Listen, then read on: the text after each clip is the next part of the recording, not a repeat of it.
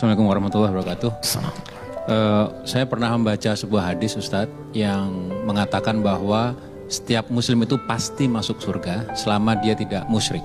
Baik. Pertanyaan saya, kalaupun seorang muslim ini ibadahnya biasa-biasa saja, itu masuk surga dan pintu yang mana, Ustadz? Terima kasih. Apakah setiap muslim itu berpeluang masuk surga? Betul.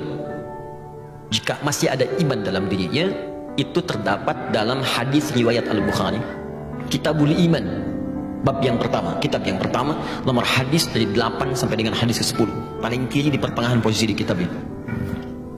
Jadi di Kitabul Iman ada 57 hadis.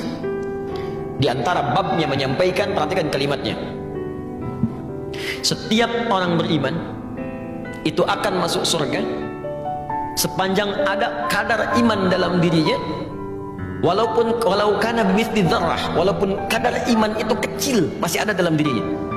Bahkan hadis lain mengatakan kalau dia masih mampu mengucapkan la ilaha illallah di akhir hayati, di akhir hidupnya, dakhalal jannah, masuk surga.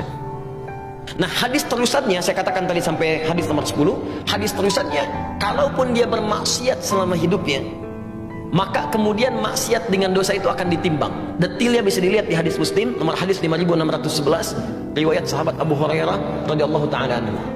Jadi kurang lebih demikian. Muslim ini beriman, kemudian dia beramal soleh, contohnya sholat, dia puasa, dan seterusnya. Dia juga beramal salah, maaf, dia gibah, dia senang mencela, dia berselisih, dan seterusnya. Maka pahala amal soleh ini akan ditutupkan kepada amal salahnya.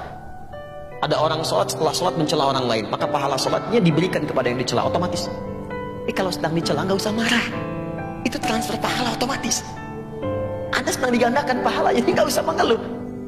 Anda diberikan pahala, kenapa Anda kemudian bersedih? Dan yang paling aneh, dikembalikan lagi pahalanya dengan balas mencela, gitu kan?